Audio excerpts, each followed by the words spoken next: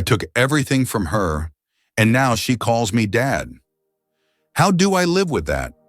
Those words weren't spoken in a courtroom or a confession booth. They came out of Daniel Whitmore's mouth one cold night as he stood alone in his study staring at the photograph of a pink bicycle in front of a house he once repossessed. That house wasn't just any foreclosure. It was the home of a little girl he'd later find abandoned, starving, and whispering daddy to a man she had every reason to hate. This isn't a story about a hero. It's about a man who destroyed a family without even knowing their names, and then by sheer accident or fate, ended up becoming the only family the child had left. Daniel built his life on numbers, contracts, and cold logic, but nothing prepared him for the moment he realized the little girl sleeping down the hall was the daughter of the couple he helped drive into the grave. He could have walked away. He almost did. But what happened next will leave you breathless. Stay with us because in the next moments you'll witness a truth so painful, a bond so fragile, and a decision so irreversible, it may just shatter everything you thought you knew about guilt and grace. The sun was brutal that Thursday afternoon in Portland, Oregon. Inside his sleek black Mercedes, Daniel Whitmore gripped the steering wheel with growing frustration. His air conditioning struggled against the heat, but the real pressure came from the voice exploding through his Bluetooth speaker. "You just destroyed 3 years of work," Daniel Mark Benson shouted. "That family had a child. You evicted them over a debt we could have renegotiated." "Business is business," Daniel replied coldly, staring straight ahead. "They didn't pay. The contract was clear." "No, Daniel. You're the one who's clear. Crystal clear. Cold as ice. That girl, she's probably on the streets now." Daniel ended the call without another word. Silence flooded the car, save for the distant hum of traffic. He rolled down his window, trying to shake off the rising discomfort in his chest. He'd been called ruthless before, but why did it sting today? It was supposed to be a 20-minute drive home, but as the minutes dragged, something unusual caught his eye. Near a bus stop on 8th and Oak, a small figure sat motionless on the sidewalk. At first glance, he thought it was a statue. Then her head tilted. A little girl, no shoes, her dress white once, now covered in grime and sweat. Her dark hair hung like curtains over a face too thin, too still. He slammed the brakes. Time seemed to slow. Daniel stepped out cautiously. "Hey, you okay?" No response. He crouched to her level.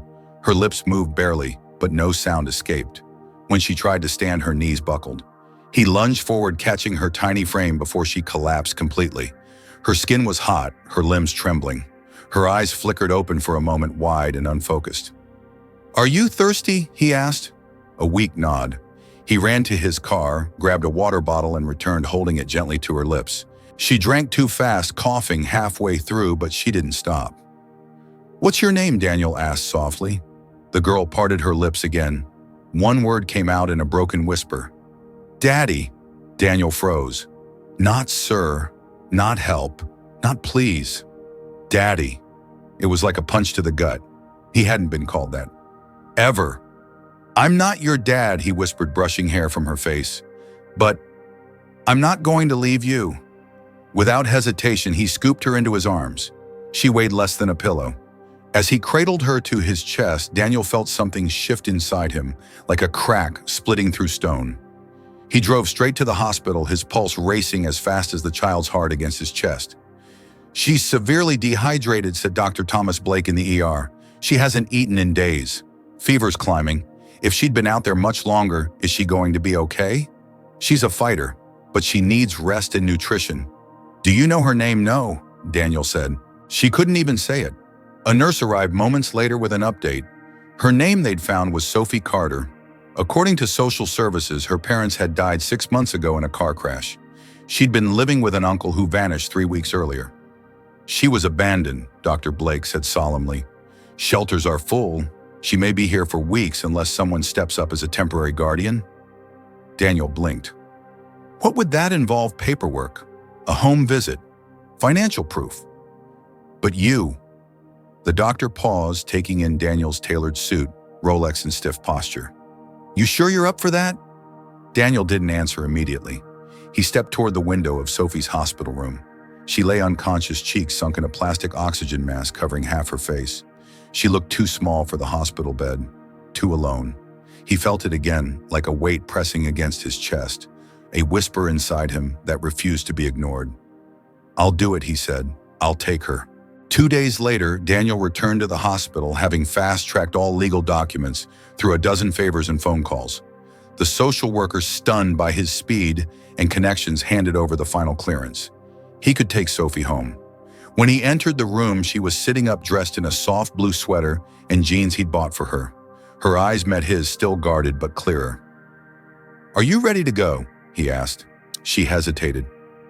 "To your house." He paused, then smiled gently. "To our house." At the door, she stopped staring at the lobby floor.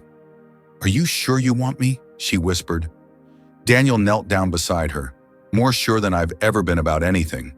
His home felt massive and sterile when they arrived, like a hotel without guests. Sophie stood in the entryway, wide-eyed. "You can go wherever you like," he said.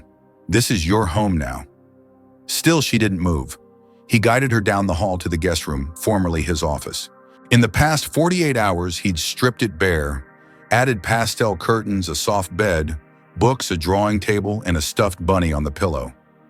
Her fingers brushed the doorknob like it might vanish. "Is this all?"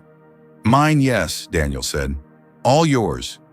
She walked to the bed, sat down, then looked up. "Can I sleep here?" "Yes." In that moment, she looked like a child again, not a lost soul in adult-sized pain, a child who just needed someone to say yes. As she explored the room, Daniel stepped into the kitchen and panicked. He had no idea what to cook for a child. He couldn't remember the last time he'd cooked anything. He made scrambled eggs, burned the first batch, managed the second. When he brought the plate to her, she looked down at the food, then up at him. "You made this, I tried." She took a bite slowly, then looked at him again. "It's good." Daniel felt warmth in his chest he didn't recognize. Was this what pride felt like that night? As he tucked her in, she looked up. "You're not going to leave, right?" "I'm not going anywhere. Promise, I promise." He walked back to his own room and sat on the edge of the bed, staring at nothing. Something gnawed at him, not just about Sophie, but about what kind of man he really was. She had called him daddy, but did he deserve that word? Not yet. But maybe he could try to become someone who did. We're deeply sorry to pause the story here, especially as Daniel's life is just beginning to transform in ways he never imagined. But tell us, do you believe a person like Daniel deserves a second chance? Let us know your thoughts in the comments, and if this touched your heart even a little, please like the video and share it with someone who believes in redemption.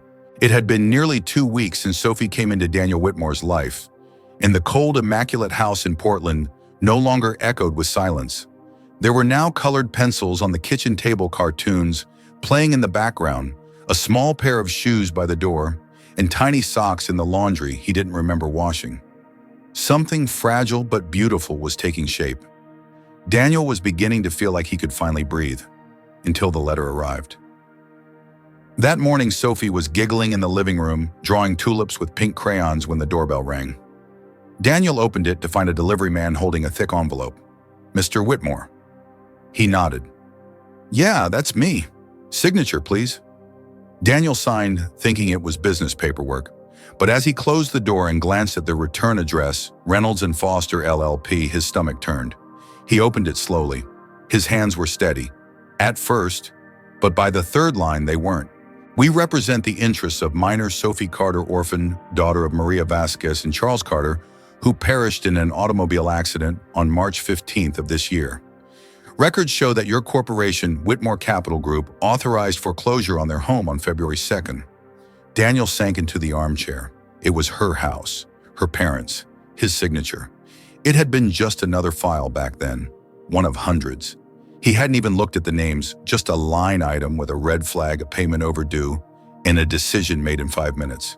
Efficient, profitable, deadly. He dropped the letter as if it had burned him.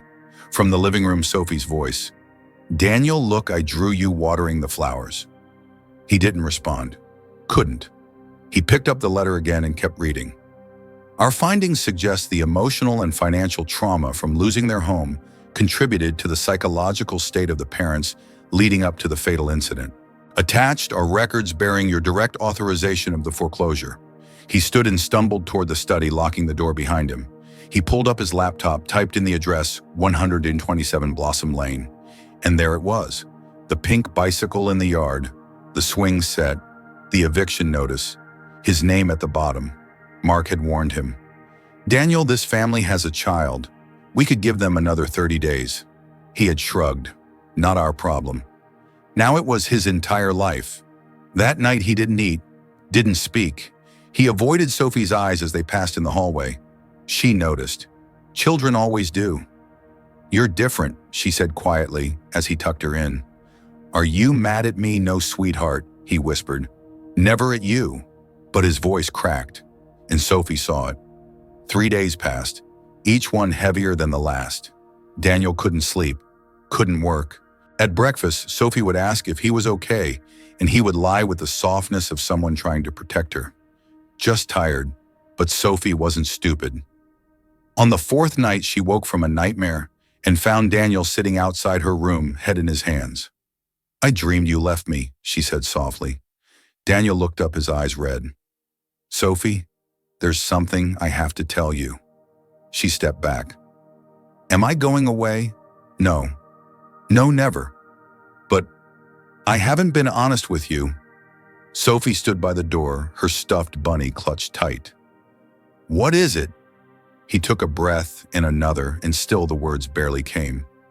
"Your house, the one you lived in with your parents. I was the one who signed the papers that took it away from them." Silence. Sophie's expression didn't change at first, but then her fingers tightened around the bunny. "You're the man from the bank." Daniel nodded. "I didn't know it was your family. Not then." "I swear. You made us leave," she whispered. "My mom cried so much." "I know," he said, tears rising. "I know, and I'm so sorry. I can't undo it, Sophie. But I need you to know I would give anything to go back and change it." She turned away. "Go. Sophie, please." Daniel stood still for a moment before quietly closing the door behind him. That night she didn't speak to him. The next morning she didn't look at him. It went on like that for days. He tried everything, drawing pancakes, stuffed animals, but nothing broke through the wall of silence she had built. Until the 4th day, when he found her sitting cross-legged on the floor drawing. He knelt beside her. "Can I see?" She didn't answer, but didn't push him away. It was a house, 2 figures, a little girl, a man. But this time the man stood far from the house. "Is that me?" Daniel asked. She nodded barely. "Why am I so far away?" Sophie looked up at him. Her voice was almost too soft to hear. "Because you did something bad, but you also did something good." Daniel swallowed hard. "You're confused," she shook her head.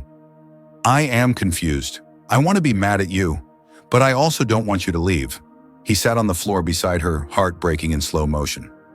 "I don't expect you to forgive me now," he said, "or ever, but I'll be here. And every day I'll try to be the kind of man who deserves your trust, even if it takes the rest of my life." Sophie looked at him for a long time, then went back to drawing. This time the man in the picture was a little closer to the house. We know pausing here is heartbreaking, especially as Sophie begins to face a storm of emotions no child should ever have to. But let us ask you this. If someone hurt your family but changed their heart, would you forgive them? Tell us below. And if this part of the story moved you, please like the video and share it with someone who still believes in redemption. Time didn't fix everything, but it softened the sharpest edges. Weeks passed, then months. Sophie still flinched at loud noises. She still checked to see if Daniel was in the next room before falling asleep. But slowly, almost imperceptibly, something changed. She started asking questions. At first, simple ones. "What's your favorite color?" or "Did you have a dog when you were little?" Then deeper ones. "Do you miss your parents?" And finally, one evening over spaghetti, "Why do you still take care of me, even though I know what you did?" Daniel had placed his fork down and looked straight into her eyes. "Because you matter to me. And I believe that doing the right thing now doesn't erase what I did, but it honors the part of me that wants to be better. For you." That night she asked him to leave the door open a little wider. The house grew warmer with each passing day, not from the fireplace or the thermostat, but from life. There were crayon drawings on the fridge, shoes kicked off in the hallway, laughter in the kitchen. For the first time in years, Daniel didn't dread waking up. And Sophie, she smiled more, talked more, dreamed more. She even organized a tiny dinner for her new friends at school. Daniel had helped hang fairy lights and set the table, but it was Sophie who stood up in front of the guests and said, "This is my home, and this is my dad." He'd tried not to cry in front of everyone. He failed. That moment stayed with him, even as the work piled up and meetings resumed. Whitmore Capital Group began changing too. Daniel overhauled their policies. Instead of evictions, they now focused on family stabilization. He founded the Safe Haven Fund, a nonprofit dedicated to supporting children who'd lost their families due to housing crises. Sophie became the heart of that mission. She helped him brainstorm ideas, drew the logo for the fund, and even insisted on packing care kits for kids going into foster care. One afternoon while they were in the garden planting wildflowers, Daniel told her something important. "I filed the papers, Sophie, the adoption ones. They're ready." She looked up, dirt smudged on her cheek.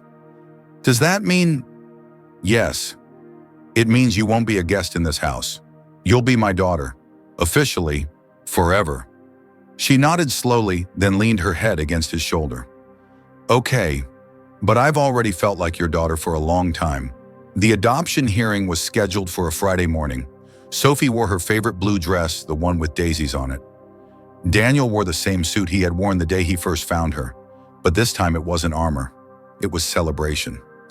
Inside the courtroom, everything felt quiet, sacred. The judge looked over the documents, then at Sophie. "Do you want Mr. Whitmore to be your father?" Sophie didn't hesitate. "Yes, more than anything." The judge smiled. "Then from this day forward, Daniel Whitmore, you are legally her parent." "Congratulations." There was applause and a few tears even from the clerk. As they stepped outside, Sophie turned to him and asked, "Can I sign something too?" "What do you want to sign?" "A promise," she said, pulling out a folded sheet from her bag. It read in crooked handwriting, "Thank you for finding me. I promise to always love you and never forget where we started." Daniel couldn't speak. He just pulled her close and whispered, "You're the greatest thing I've ever done." That evening, they walked to the park, the same one where Sophie had once asked if she'd ever belong. Spring had arrived and petals floated through the air like tiny blessings. She ran barefoot on the grass, her laughter ringing clear, while Daniel watched from the bench. When she returned, cheeks flushed and breathless, she asked, "Do you still think about my parents all the time?" He said honestly, "I hope they see you. I hope they know you're loved." She took his hand. "I think they do. I think they sent me to you."